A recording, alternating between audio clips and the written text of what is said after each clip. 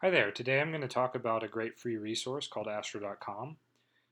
This website is a place you can go to generate a free horoscope drawing or to find out more information on astrology or to check the planetary positions on any given day and time.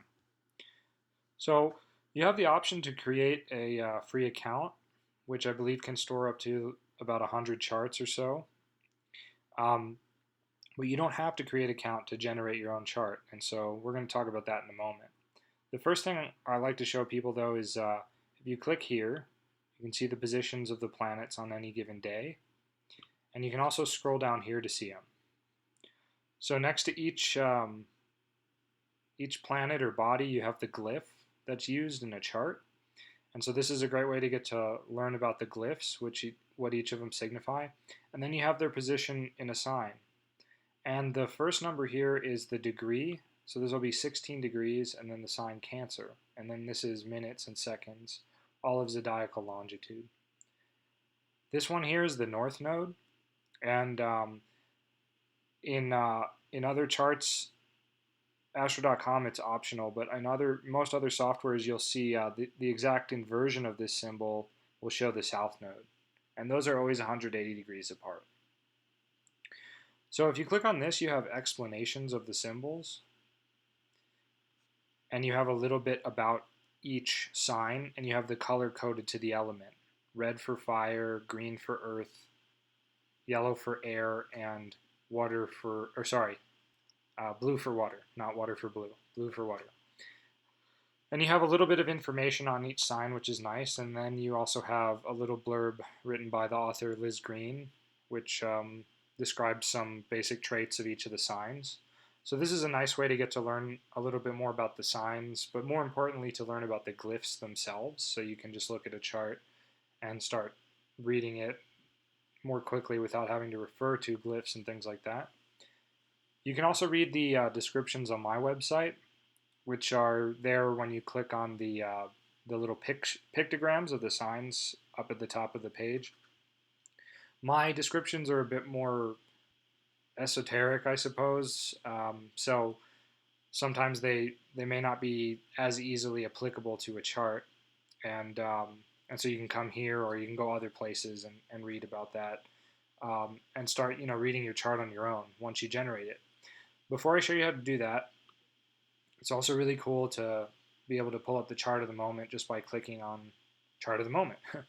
And you can see this is what a chart looks like. You can see all the aspects, and you can see the different houses and so on. And I think it just generates it in Placidus here, which is a house system. But we won't worry about that right now. In any case, that was right here, chart of the moment. So in order to generate a chart, we can go to natal chart and ascendant. And I already have an example in here that I generated earlier, but you can just click add new person. And I'm going to just title this example 2. And we'll just put event since it's not a man or a woman. And we'll just make up a date.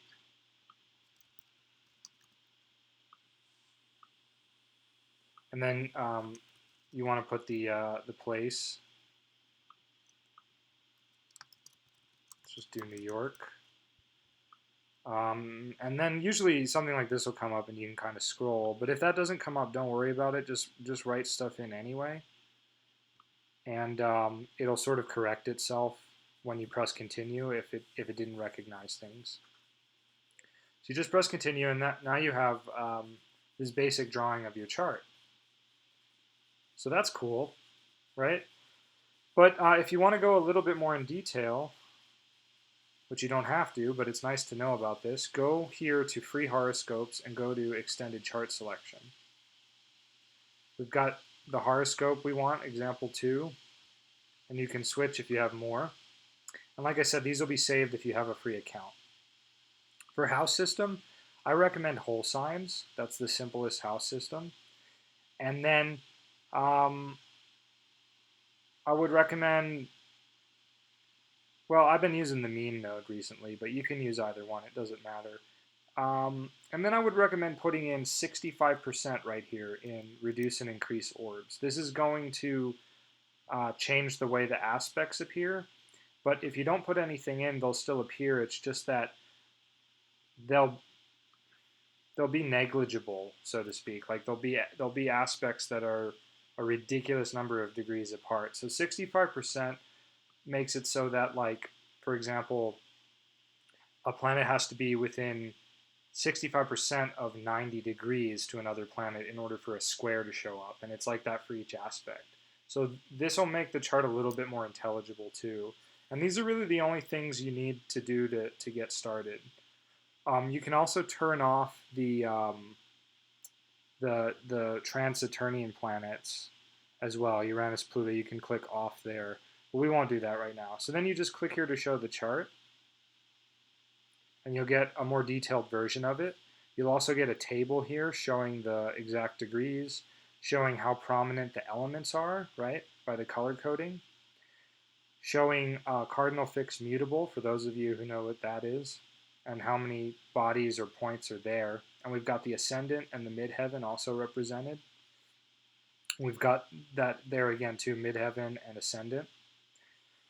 And then we've got an aspect table, which is cool. The aspect table will show you, you know, for example, what planets is the sun aspecting? Well, I'll just go here and see that this is a conjunction to Mercury. This is a semi-square to Venus. And I'm not going to talk about the aspect symbols right now, or I'll just cover the basic ones: conjunction, opposition, sextile, trine, right, like a triangle, and then square. So those are really the ones you need to pay attention to when you're just beginning. And then we can plainly see every planet in every sign in every house, especially using whole signs. It makes it quite simple, right? We've got Venus, Saturn, and Uranus in the second house in Sagittarius. Super simple, okay? Again, the south node is always going to be opposite the north node. So north node is 16 degrees Aries. South node is 16 degrees Libra. And if you hold down Command and click on this, you'll get another screen with the chart once again, and you can print this, and you can like mine it, like zoom out or zoom in for printing purposes or whatever. And then that way too, you've got this extra screen. If I wanted to change to example 1, right, it'll change, and then like I could compare these two charts, you know, if I wanted to compare two charts. Okay, so another cool thing you have real quick, and this is more for down the road, you know, when you learn a little bit more. But you can click additional tables, and that was right here, additional tables. And you get this pretty interesting table right here. And it shows you the aspects in greater detail, right? Like really how close they are.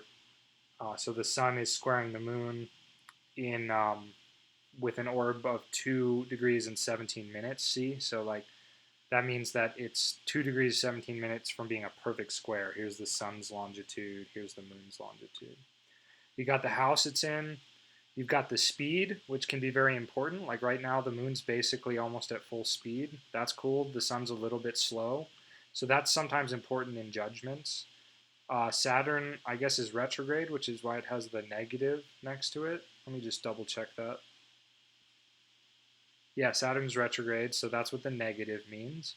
You've got latitude, and then you've got declination for determining if something's out of bounds. I guess the moon is out of bounds here because it's over 23 and something degrees. I don't remember the exact degrees, but this will help you read out of bounds if you want to look up out of bounds. You can see the declination, and I guess Mars is out of bounds too.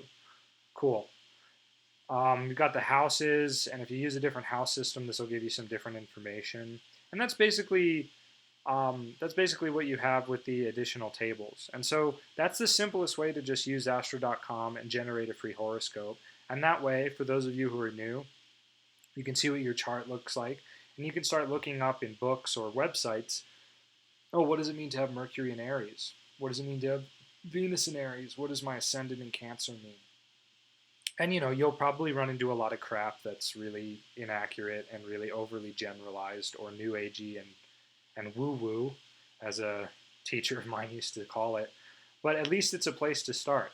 So hopefully at a certain point I'll have some more videos up maybe going into greater depth in terms of some of the things you can do, like transits and progressions, which are all available in the extended chart selections.